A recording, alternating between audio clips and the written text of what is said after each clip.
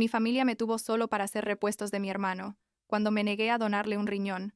Mi hermano me atacó, fue a prisión, y mis padres inventaron su muerte para manipularme. Tengo 24 años, trabajo en una oficina de contabilidad, y llevo como 6 meses en terapia, intentando procesar todo esto que les voy a contar, porque, la verdad, es de esas cosas que cuando las dices en voz alta, suenan tan retorcidas que hasta tú misma te cuesta creerlas. Básicamente descubrí que mis padres me tuvieron solo para hacer una bolsa de repuestos para mi hermano, y cuando digo solo para eso, no estoy exagerando ni un poco. Pero déjenme empezar desde el principio porque esta historia es larga y complicada, y necesito que entiendan cómo llegamos hasta aquí. Crecí en una casa normal, o al menos eso pensaba yo. Mi hermano Vincent es 4 años mayor que yo, y desde que tengo memoria siempre fue como el centro del universo familiar. Ya saben, el hijo perfecto que nunca hacía nada mal. Yo era la hermana menor, y supongo que por mucho tiempo asumí que así funcionaban todas las familias, que los hermanos mayores simplemente recibían más atención. Vincent siempre tenía la mejor habitación, los regalos más caros en Navidad, y mis padres iban a todos sus eventos deportivos pero casi nunca a los míos. Recuerdo que una vez gané un premio en la escuela por un proyecto de ciencias. Era como un concurso a nivel estatal y todo, y mis padres no fueron porque Vincent tenía un partido de fútbol ese mismo día. Ni siquiera era un partido importante. Era literalmente un juego de práctica, pero ahí estaban ellos, gritando desde las gradas mientras yo recibía mi premio frente a básicamente nadie de mi familia. Mi tía Brenda fue la única que apareció, y en ese momento no le di tanta importancia, pero mirando hacia atrás, ella siempre estaba ahí cuando mis padres no lo estaban. La cosa es que yo era buena estudiante, nunca me metí en problemas, hacía todo lo que se suponía que debía hacer, pero nada de eso parecía importar. Vincent podía reprobar un examen, y mis padres contrataban tutores, le compraban material extra, hacían lo que fuera. Yo sacaba puros dieces, y apenas recibía un bien hecho de pasada. Pero bueno, así era mi vida. Y yo seguía adelante porque ¿qué más podía hacer? Me gradué de la secundaria, entré a la universidad con una beca parcial, porque mis padres dijeron que no podían pagar mi colegiatura completa, aunque sí pagaron toda la de Vincent, en una universidad privada carísima, y conseguí un trabajo de medio tiempo para cubrir mis gastos.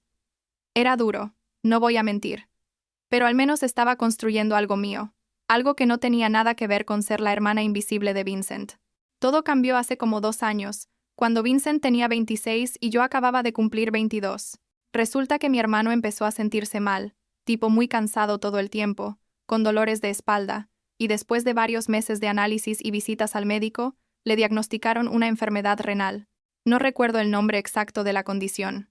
Algo complicado que la doctora explicó, pero que básicamente significaba que sus riñones estaban fallando progresivamente.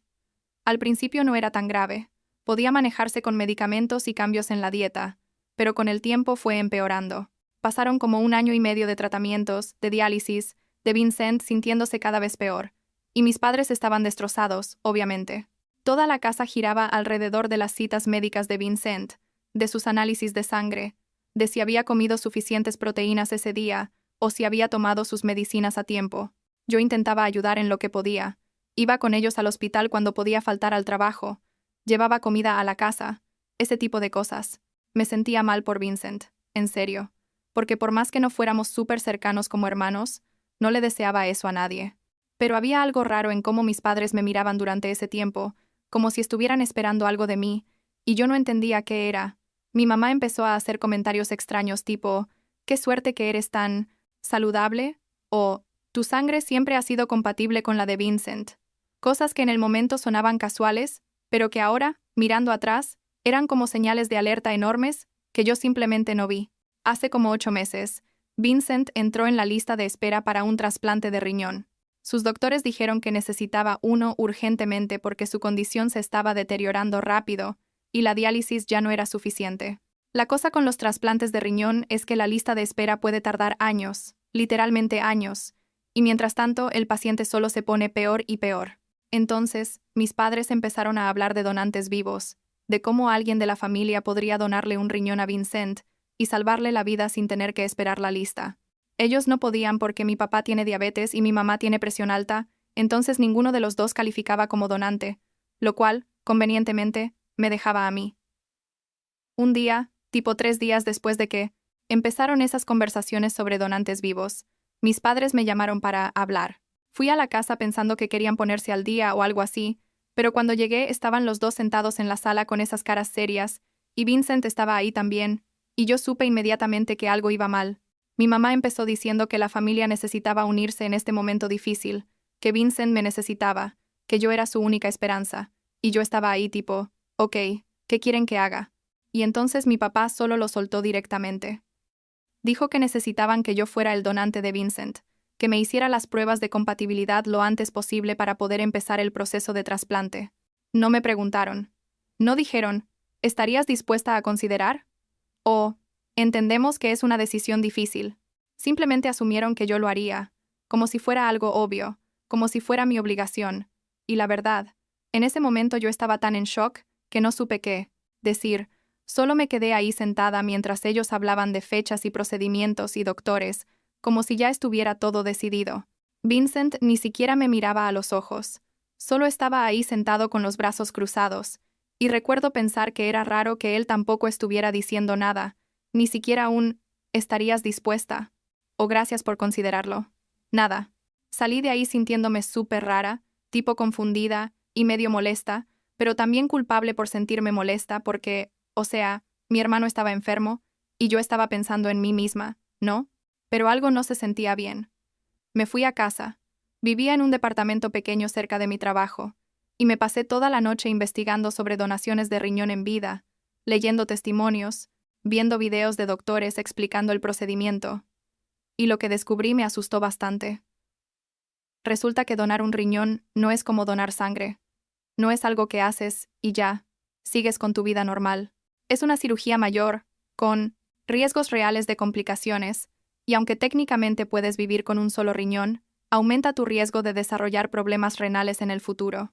Además, descubrí que el proceso de recuperación es largo, tipo meses, y que probablemente tendría que dejar mi trabajo por un tiempo, lo cual significaba perder ingresos que necesitaba para pagar mi renta y mis préstamos estudiantiles. También encontré información sobre los costos, y aquí es donde las cosas se pusieron aún más complicadas. Resulta que aunque el seguro de Vincent cubriría su parte del trasplante, yo tendría que pagar mis propios gastos médicos relacionados con la donación, tipo los análisis previos, algunos de los seguimientos postoperatorios, y todo el tiempo que estaría sin trabajar. Estamos hablando de miles de dólares. Y yo apenas tenía ahorros porque estaba pagando deudas de la universidad. Además, mi seguro médico era básico, de esos baratos que consigues cuando eres joven y no ganas mucho, y no cubría gran cosa. Pasaron como 2 semanas, donde mis padres me llamaban constantemente preguntando cuándo iba a hacer las pruebas de compatibilidad, mandándome mensajes todos los días, y yo seguía dando excusas, porque necesitaba tiempo para procesar todo. Finalmente, decidí que tenía que ser honesta con ellos. Entonces volví a su casa y les expliqué mis preocupaciones.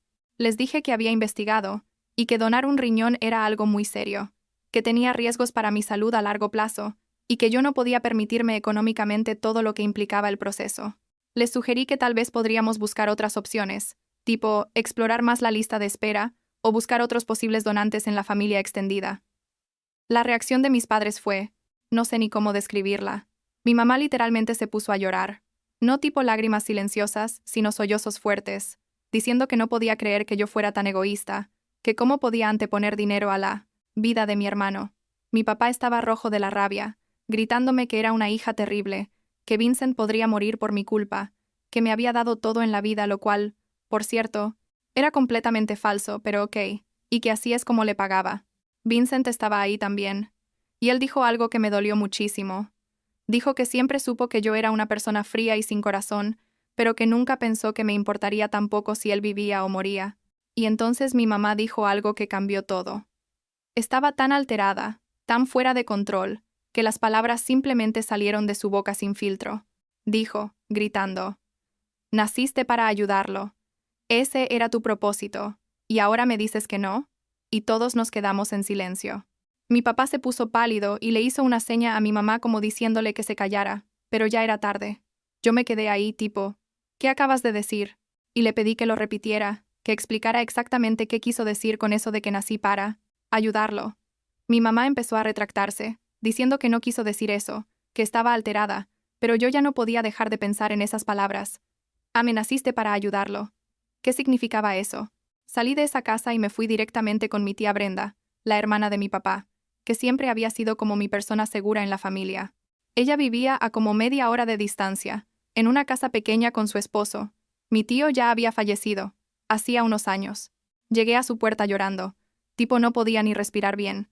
Y ella me hizo entrar, y me preparó té, y esperó a que me calmara lo suficiente para hablar. Le conté todo, lo de la donación, lo de la pelea, lo que mi mamá había dicho. Y entonces, mi tía Brenda hizo algo que nunca olvidaré. Me tomó las manos, me miró directo a los ojos, y me dijo, creo que hay algo que necesitas saber. Resulta que cuando Vincent tenía 4 años, mucho antes de que yo naciera, él tuvo leucemia. No tenía idea de esto, mis padres nunca lo mencionaron, nunca vi fotos de ese tiempo, nada. Según mi tía, fue un caso severo y Vincent necesitó un trasplante de médula ósea para sobrevivir.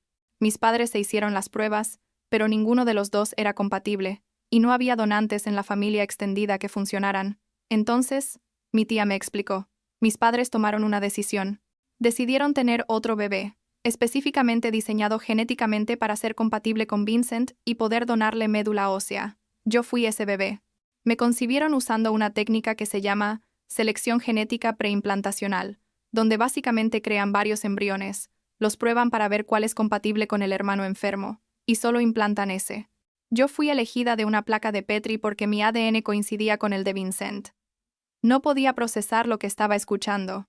Le pregunté a mi tía cómo sabía todo esto, y ella me dijo que en ese momento hubo mucha tensión en la familia porque ella y otros familiares pensaban que lo que mis padres estaban haciendo era éticamente cuestionable, pero al final Vincent estaba muriendo, y todos entendieron la desesperación de mis padres. Mi tía me contó que cuando yo nací, casi inmediatamente me hicieron pruebas y procedimientos para extraer células de mi médula ósea y trasplantárselas a Vincent. Yo tenía como 6 meses cuando me hicieron el primer procedimiento.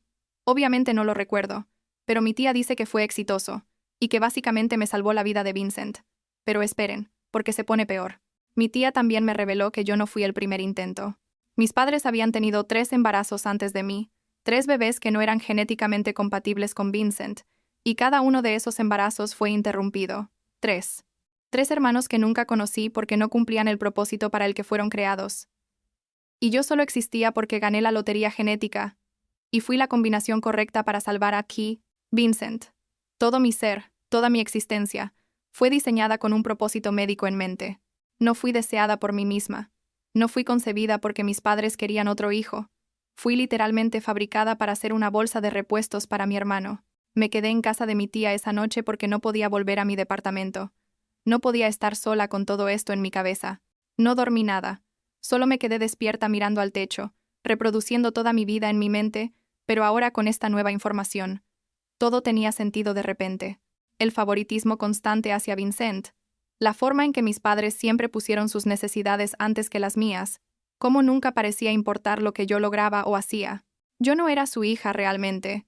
Era una solución médica que había cumplido su propósito cuando era bebé, y ahora me necesitaban otra vez para el mismo propósito. Pasaron unos días donde básicamente no respondí llamadas ni mensajes de mis padres. Necesitaba espacio para pensar, para decidir qué iba a hacer con toda esta información. Mi tía Brenda me dijo que podía quedarme con ella el tiempo que necesitara, y honestamente, esa mujer me salvó la vida en ese momento. Mi novio Jordan llevábamos saliendo como 1 año y medio. También fue increíble. Vino a verme, y me escuchó llorar y desahogarme, y nunca me juzgó ni me presionó para hacer nada. Finalmente, como 1 semana después, fui a hablar con mis padres otra vez. Necesitaba confirmación. Necesitaba escucharlo de ellos. Les pregunté directamente si era verdad que me habían concebido específicamente para ser donante de Vincent. Mi papá intentó negarlo al principio, pero mi mamá eventualmente admitió que sí, que lo habían hecho para salvar a Vincent porque no tenían otra opción. Les pregunté sobre los 3 embarazos previos, y mi mamá se puso súper defensiva, diciendo que eso no era asunto mío, que eran decisiones que habían tomado en un momento desesperado. Les dije que su momento desesperado resultó en que yo existiera solo como una herramienta médica, no como una persona real con su propia vida. Mi mamá me interrumpió y dijo que yo estaba siendo dramática, que ellos me habían criado y amado igual que a Vincent, lo cual era obviamente mentira, y que ahora Vincent me necesitaba otra vez, y yo tenía que estar ahí para él. Les dije, muy claramente, que no iba a donarle mi riñón a Vincent, que entendía que estaba enfermo y que lo sentía mucho, pero que mi cuerpo era mío, y que después de descubrir que solo existo porque me diseñaron para esto, no iba a seguir cumpliendo ese rol, que necesitaba vivir mi propia vida, no la que ellos habían planeado para mí desde antes de que yo naciera. Mi papá me dijo que si no lo hacía, estaba muerta para ellos, que no querían volver a verme. Mi mamá dijo que cómo podía ser tan cruel, que Vincent era mi hermano y que yo era su única esperanza, pero yo ya había tomado mi decisión. Me levanté y salí de esa casa, y esa fue la última vez que les hablé de forma civilizada. Lo que pasó después fue como una pesadilla que no podía creer que fuera real. Como 2 semanas después de esa conversación, yo iba manejando mi carro, un Honda Civic 2016 que había comprado usado con mis ahorros, de regreso de mi trabajo cuando me paró la policía.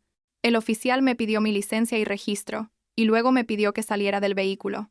Dijo que tenían reportes de que mi carro había sido visto en un área donde hubo actividad de drogas, y que necesitaban revisarlo. Yo estaba tipo, esto tiene que ser un error. Yo nunca he tocado drogas en mi vida, pero dejé que revisaran el carro porque no tenía nada que ocultar, excepto que sí encontraron algo. En la guantera había una bolsa con pastillas que resultaron ser Oxycontin, un opioide súper controlado. Yo me quedé en shock total, jurando que esas pastillas no eran mías, que alguien las había puesto ahí, pero el oficial me dijo que era mi carro y que yo era responsable de lo que hubiera en él. Me llevaron a la estación de policía, y me tuvieron ahí como 3 horas mientras procesaban todo. Yo estaba aterrada. Llamé a Jordan y él vino inmediatamente, y también llamó a un abogado que conocía. Mientras estaba ahí sentada esperando, mi mente trabajaba rápido, intentando entender cómo habían llegado esas drogas a mi carro. Yo siempre cerraba mi carro con llave, no dejaba que nadie lo usara excepto Jordan, y él definitivamente no habría puesto drogas ahí. Entonces me acordé que como 2 días antes había ido a una cafetería cerca de la casa de mis padres, no su casa, pero en el mismo vecindario, y había dejado el carro estacionado afuera por como 1 hora mientras trabajaba en mi laptop. Había dejado el carro sin llave porque solo iba a estar ahí un ratito, y la zona se veía segura. ¿Será posible que...? El abogado llegó y habló con la policía, y después de mucha negociación lograron soltarme esa noche pero con cargos pendientes. Básicamente mi vida estaba en pausa, con una acusación de posesión de drogas sobre mi cabeza, lo cual podría destruir mi carrera, mi futuro, todo. Jordan estaba convencido de que mis padres o Vincent tenían algo que ver, y yo no quería creerlo porque por más terrible que hubieran sido conmigo, ¿de verdad serían capaces de algo así? Pero entonces el abogado sugirió que revisáramos las cámaras de seguridad de la cafetería, y ahí estaba la prueba.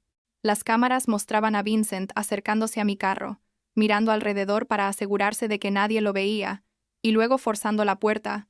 Aparentemente, mi carro no era tan seguro como yo pensaba. Se veía claramente en el video cómo ponía algo en la guantera, y luego se iba rápido. Teníamos prueba en video de que él había plantado las drogas. Le mostré el video a la policía, y ellos inmediatamente cambiaron el enfoque de la investigación. Fueron a buscar a Vincent, y lo arrestaron por obstrucción de la justicia, intento de incriminación, y un montón de otros cargos que el abogado me explicó, pero que honestamente no recuerdo bien. Cuando arrestaron a Vincent, mis padres aparecieron en la estación de policía donde él estaba siendo procesado, y aquí es donde las cosas se volvieron aún más surreales. En lugar de estar horrorizados por lo que Vincent había hecho, en lugar de disculparse conmigo o reconocer que su hijo había cometido un crimen, ellos me culparon a mí. Mi mamá me gritó en medio de la estación de policía que yo había causado todo esto, que si yo solo hubiera donado el riñón nada de esto habría pasado, que Vincent estaba tan desesperado por mi egoísmo que había actuado irracionalmente. Mi papá me dijo que él mismo testificaría a favor de Vincent en la corte, que yo era la verdadera criminal por negarle a mi hermano una oportunidad de vida.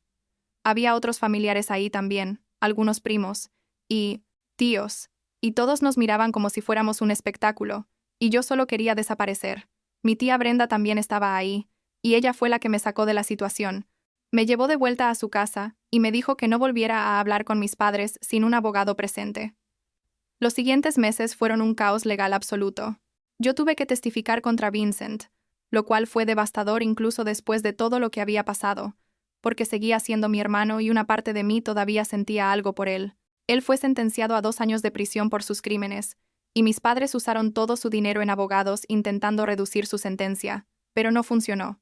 Durante todo el proceso del juicio, mis padres me miraban con tanto odio que literalmente sentía su rabia desde el otro lado de la sala. Pero esperen porque todavía hay más.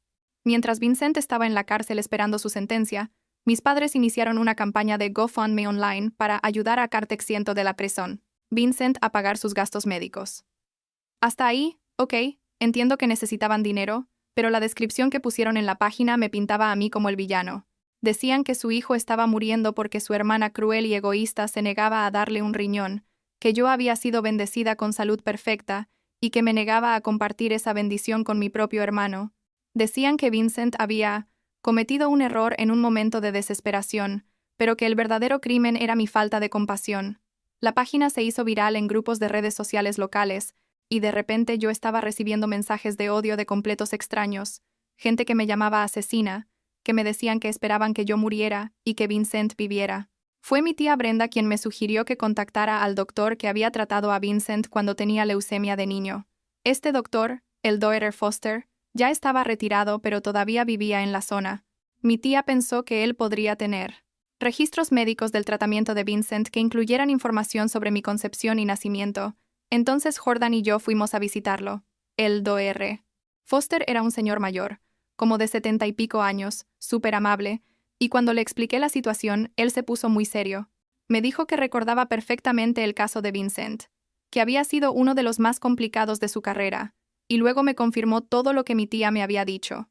Me explicó que mis padres habían trabajado con una clínica de fertilidad especializada en selección genética preimplantacional, que habían creado múltiples embriones y habían elegido el que era compatible con Vincent, que ese embrión era yo. Pero entonces el Dr. Foster me dijo algo que me dejó helada. Dijo que él había tenido dudas éticas sobre todo el proceso en ese momento, que había expresado sus preocupaciones a mis padres, pero que al final la decisión fue de ellos. Me dijo que guardaba copias de todos los registros médicos porque, en sus palabras, sentía que algún día podrían ser necesarios. Me entregó un folder grueso lleno de documentos, análisis médicos, consentimientos firmados por mis padres, todo. Había documentos que mostraban claramente el proceso de selección genética, los 3 embarazos previos que habían sido interrumpidos porque los embriones no eran compatibles, todo estaba ahí en papel oficial con fechas y firmas. Con esta documentación, mi abogado sugirió que podríamos tomar acción legal contra mis padres por varios cargos relacionados con abuso emocional y manipulación, pero la verdad, yo solo quería que todo terminara. Lo que sí hice fue reportar el caso a las autoridades médicas correspondientes, porque aparentemente algunas de las prácticas que la clínica de fertilidad había usado para crear embriones diseñados no eran completamente legales. En ese momento, eso abrió toda una investigación federal que descubrió que la clínica había hecho esto con varias familias, no solo la mía, y el doctor que dirigía la clínica terminó perdiendo su licencia médica. Todo se convirtió en un escándalo mediático enorme, con artículos de noticias y programas de televisión hablando sobre la ética de los bebés diseñados y todo eso. Yo mantuve mi identidad privada tanto como pude, pero en círculos locales la gente sabía quién era yo, y las miradas y los comentarios eran constantes. Mis padres, al verse expuestos, se pusieron aún más agresivos. Empezaron a mandar mensajes a todos nuestros familiares compartidos, a amigos de la familia, a antiguos vecinos, contando su versión de la historia donde yo era una hija malagradecida, que había destruido a la familia. Algunos les creyeron, especialmente gente que no conocía todos los detalles, pero la mayoría, cuando se enteraron de la verdad sobre cómo y por qué fui concebida, se alejaron de mis padres. Mi tía Brenda cortó contacto completamente con mi papá, su propio hermano, diciéndole que lo que habían hecho era imperdonable. Otros tíos y primos también eligieron mi lado, lo cual me sorprendió, pero me dio esperanza de que tal vez no todos los adultos en mi familia estaban completamente locos. Pero mis padres no se rendían. Como 6 meses después de todo esto, cuando Vincent ya estaba en prisión y yo estaba intentando reconstruir mi vida, recibí llamadas frenéticas de varios familiares diciendo que mi mamá había publicado en Facebook que Vincent había intentado suicidarse en la cárcel y que estaba en condición crítica. El post decía que yo había causado esto, que mi rechazo a ayudarlo lo había llevado a la desesperación. Yo entré en pánico total, porque por más que todo hubiera pasado, la idea de que Vincent estuviera muerto o muriendo me destrozaba. Llamé a la prisión. Me pasaron como por 5 personas diferentes, y finalmente me dijeron que Vincent estaba perfectamente bien, que no había habido ningún intento de suicidio, que ni siquiera había ido a la enfermería ese día. Mis padres habían inventado todo. Habían creado una historia falsa sobre un intento de suicidio para manipularme emocionalmente, y hacer que yo volviera. Cuando confronté a mis padres sobre esto, mi mamá admitió que lo había hecho porque necesitaba que yo entendiera la gravedad de la situación y que a veces las mentiras están justificadas si salvan vidas. Yo ni siquiera pude responder, solo colgué el teléfono. Reporté el post falso a las autoridades, porque falsear un intento de suicidio es un crimen, especialmente cuando se usa para manipular a alguien. Después de eso, mis padres perdieron el poco apoyo que todavía tenían de amigos y familiares. Incluso gente que había sido cercana a ellos por décadas cortó contacto, asqueados por hasta dónde habían estado dispuestos a llegar. Eventualmente el sistema legal procesó todo, y Vincent fue sentenciado formalmente. Mis padres gastaron todos sus ahorros en abogados y eventualmente tuvieron que vender su casa para pagar deudas legales. No sé dónde viven ahora, honestamente ni he preguntado. Cambié mi número de teléfono, bloqueé todas sus redes sociales, y básicamente los borré de mi vida. Fue duro, no voy a mentir, porque por más que habían hecho todas esas cosas terribles, seguían siendo mis padres, y dejar ir esa esperanza de que algún día las cosas podrían ser diferentes era doloroso. Pero también fue liberador, de una manera que no puedo explicar completamente. Era como si toda mi vida hubiera estado viviendo bajo esta sombra, bajo este peso de nunca ser suficiente, y de repente la sombra desapareció. Seguí yendo a terapia, tipo 2 veces por semana durante meses, trabajando a través de todo el trauma y el dolor y la rabia. Mi terapeuta me ayudó a entender que yo no era responsable de las decisiones de mis padres, que mi existencia tenía valor más allá del propósito médico para el que fui creada, que merecía ser amada por quien era yo, no por lo que podía proporcionar a otros. Hace como 4 meses, Jordan y yo nos mudamos a una ciudad diferente, como a 6 horas de distancia de donde crecí. Él consiguió un trabajo mejor ahí, y yo encontré una posición en una firma de contabilidad más grande, con mejor paga. Empezamos de cero. Y ha sido increíble poder vivir en un lugar donde nadie conoce mi historia, donde puedo ser solo ella, no la chica que rechazó donarle un riñón a su hermano, o el bebé diseñado. Jordan me propuso matrimonio el mes pasado, en una cena tranquila en nuestro departamento nuevo. Nada elaborado pero perfecto. Le dije que sí, sin dudarlo ni un segundo, porque él ha sido mi roca a través de todo esto. Nunca me juzgó, nunca me presionó, solo me amó incondicionalmente. Y aquí está el plot twist final. Descubrí hace 2 semanas que estoy embarazada, 3 meses, según el doctor. Y lo raro es que cuando me hicieron el ultrasonido y vi esa pequeña mancha en la pantalla que eventualmente va a ser mi hijo, lo primero que pensé fue, este bebé va a ser amado por quien es, no por lo que puede hacer por otra persona. Este bebé va a crecer sabiendo que es deseado, que su existencia tiene valor en sí misma. Y si alguna vez necesita algo de mí, un riñón o médula ósea o lo que sea, será su decisión como adulto, no una obligación impuesta desde antes de que naciera. No he sabido nada más de mis padres en meses. Vincent todavía está en prisión. Le quedan como 8 meses de su sentencia. No sé qué pasó con su situación médica, si encontró un donante en la lista de espera, o si está en diálisis permanente. Y la verdad, sé que suena frío, pero no puedo cargar con esa culpa. Hice todo lo que pude para ser una buena hermana, una buena hija, pero llegó un punto donde tenía que elegir entre ellos y yo misma, y elegí salvarme. Algunos días todavía me siento culpable, todavía me pregunto si debí haber hecho las cosas diferente, pero mi terapeuta me recuerda que establecer límites no es crueldad, es supervivencia. Mi tía Brenda sigue siendo parte de mi vida. Viene a visitarnos seguido y está emocionadísima por el bebé. Ella dice que va a ser la mejor abuela sustituta que este niño podría tener, y yo le creo. También he reconectado con algunos primos que se alejaron de mis padres después de enterarse de todo, y es bonito tener algo de familia que realmente me importa y me apoya. Jordan y su familia me han acogido completamente. Su mamá me dice, mija, y su papá hace bromas sobre cómo ahora tiene 2 hijas en lugar de solo una. No es la familia con la que nací, pero es la familia que elegí, y eso significa más de lo que puedo expresar. ¿Saben qué es lo más raro de todo esto? A veces todavía sueño con mis padres, con cómo eran cuando yo era muy pequeña, antes de que todo se pusiera tan mal. Recuerdo momentos específicos, tipo mi mamá enseñándome a andar en bicicleta, o mi papá llevándome a comprar helado los domingos. Y me pregunto si esos momentos fueron reales, si realmente me querían en ese entonces, o si incluso esos recuerdos están teñidos por el hecho de que yo siempre fui solo un medio para un fin. Probablemente nunca sabré la respuesta, y supongo que tengo que hacer las paces con eso. Lo que sí sé es que cuando nazca este bebé en unos meses, voy a romper ese ciclo. Va a saber que es amado sin condiciones, que su valor no está atado a lo que puede hacer por otros, que sus decisiones sobre su propio cuerpo son sagradas. Y si algún día me pregunta sobre mi familia, sobre sus abuelos, voy a ser honesta en una forma apropiada para su edad. No voy a mentirle, pero tampoco voy a cargarlo con todo este peso. Va a crecer sabiendo que a veces las familias son complicadas, que a veces la gente que debería amarte falla, pero que eso no define tu valor como persona. Todavía estoy sanando, todavía hay días difíciles donde todo esto me golpea de nuevo, y me encuentro llorando sin razón aparente. Pero también hay días buenos.